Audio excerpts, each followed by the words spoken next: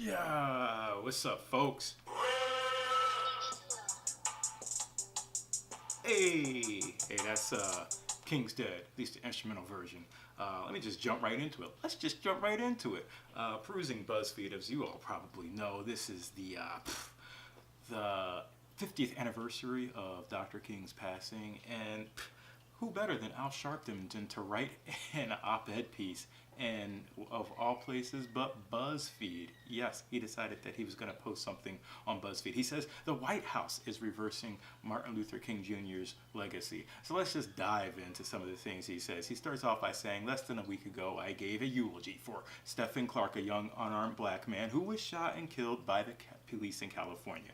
Today, I am in Memphis, Tennessee, where the Reverend Dr. Martin Luther King Jr. was assassinated 50 years ago today. And yes, what a sad day it was for many of us in the black community back then. For those of us paying tribute to Dr. King today, Stephon Clark's death was a stark reminder that despite all of the progress we have made as a society, we have a long way to go to reach Dr. King's dream, and the battle is far from over.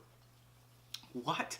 Let me start with this. Do not compare in any way Stephon Clark's dynasty to Martin King's legacy. Stephon Clark was a nobody compared to Dr. Martin Luther King. Stephon Clark was breaking and entering into cars and homes while Dr. King in his heyday was fighting for equal rights. So please, let's not mix these two people up in any way. So Mr. Sharpton continues saying, today, 50 years after Dr. King's life was so viciously and violently cut short, which it was, having been assassinated, we have someone in the White House who is committed to undoing all that Dr. King fought for.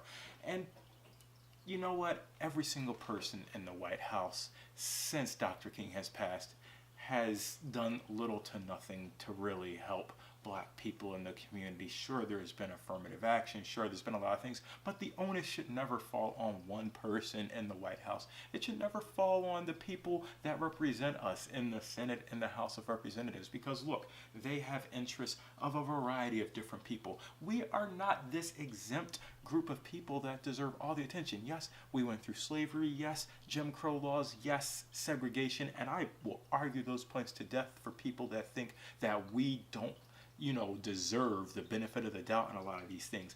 But let me get one thing clear to all my black brothers and sisters out there. Look, we're not helping ourselves. This article that Al Sharpton writes, the White House is reversing Martin Luther King's legacy. Look, since like the 70s and then the 80s and then especially in the 90s, we as a black people have done nothing to really help ourselves. Let's just talk about the culture to begin with, rap, and then the gang violence. Like, we have literally not done anything to suggest that we're really trying to help ourselves. So why should other people? It's like me looking at a child just continue to fail and then not study and then come and ask for help and studying.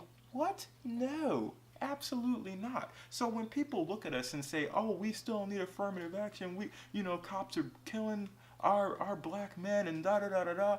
Well, let's start by not having our black men out in the middle of the night breaking and entering into cars. Let's start by actually, making sure that we're in libraries and going to school, making sure that your sons and daughters aren't just, listening to rap and hip hop all day long, but actually looking at scientific videos on YouTube with all of their free time, or actually joining robotics clubs, or joining the National Society of Black Engineers. Let's actually do things that will help them. And yes, there are families and parents that do that, but I believe that the majority of us still do not take full advantage of the resources that are out there and available. And I know that because I grew up in a Philadelphia neighborhood where we did not take full advantage of the resources that were out there and available. And I am a lucky statistic that I was able to get myself out of those ghetto areas. I had a mom that cared. I had a deadbeat dad who didn't care, but thank goodness he wasn't in my life. But I had a mom who cared enough and would whoop my ass if I decided that I wanted to stray away from a path that would have gained me a good education and a good job. And I just wish that there were more people out there that did that for their children, for their daughters, and especially for their sons, because our men have become weak, feeble-minded individuals whose only goal is to bang, gang, and hopefully get on a YouTube video similar to what I'm doing, but in a less educational way. So I'm not going to read the rest of this diatribe or whatever the word might be that Al Sharpton wrote on BuzzFeed of all places. You can go and check it out yourself. But Al, come on.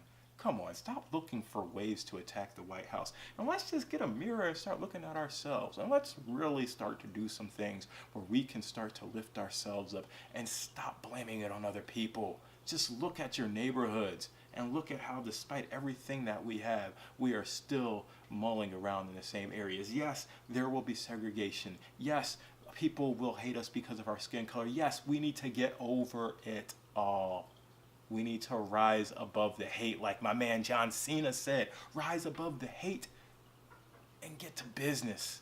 That's all I've got, ladies and gentlemen. I'm going to play some more King's Dead for y'all, and I will see you tomorrow. Miss me with that bullshit. I'm out, y'all. Peace.